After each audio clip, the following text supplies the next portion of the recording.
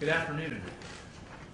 Before I get to the judgment, I want to first publicly acknowledge a lot of those that were involved, or hopefully most of those that were involved in this action. First, my secretary, Jamie Wilborn, is on the front line, and she has fielded hundreds of calls, emails, and other requests. When we say administration of justice, she is the administrator. Our court reporters, Tanya Burcham and Angie Thagard, have done a masterful job of keeping a record. Debbie Stevens and the other court clerks have worked overtime to make sure all the court pleadings are filed and uploaded onto OSCN. I also thank Deputy Loomis and the other courthouse security officers for keeping us safe and for assisting the court patrons.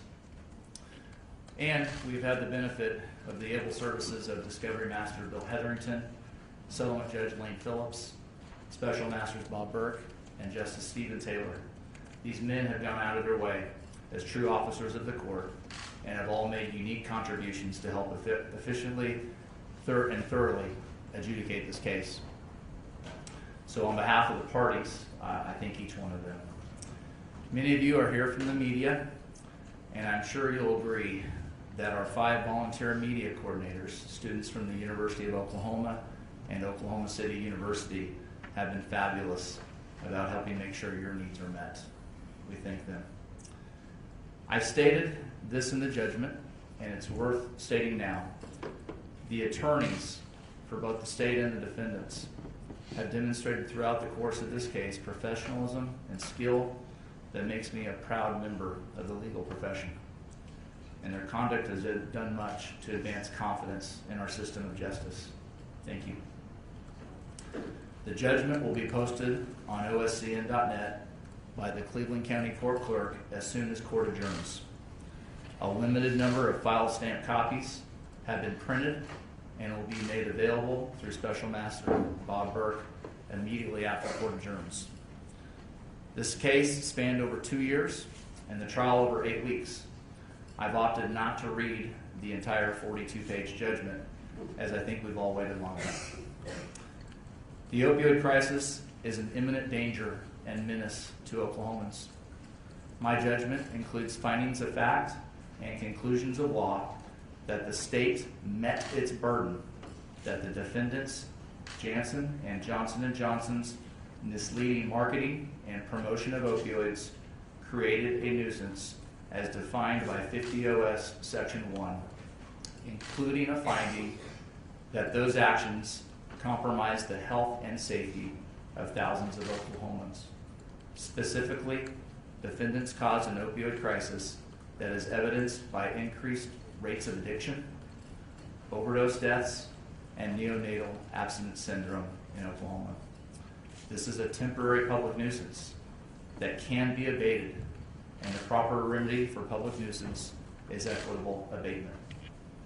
As I just stated, the opioid crisis has ravaged the state of Oklahoma.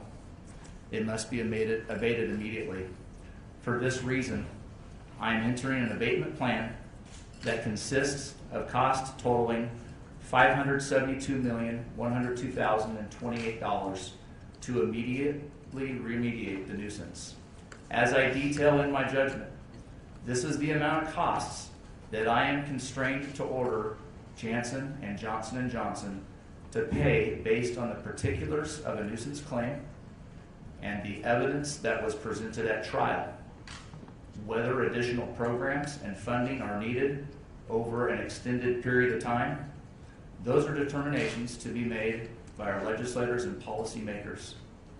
In this moment, and based on this record, this is what the court can and will do to abate the nuisance. This abatement plan is detailed in the judgment. I still have jurisdiction over this case, and there are possibilities, probably certainties, that I will be asked to rule on other matters in this case. So it is impossible for me to make any further statements about the trial or my ruling other than what I've said today. I'm going to direct counsel for the state to prepare a final judgment within 10 days and present it to the defendants, who shall have 5 days to voice any objections.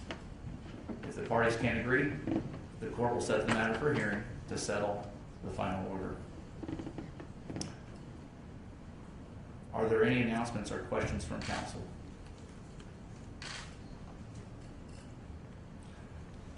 If not, again, I thank you for the honor of presiding over this trial, and until we meet again, this court will be adjourned.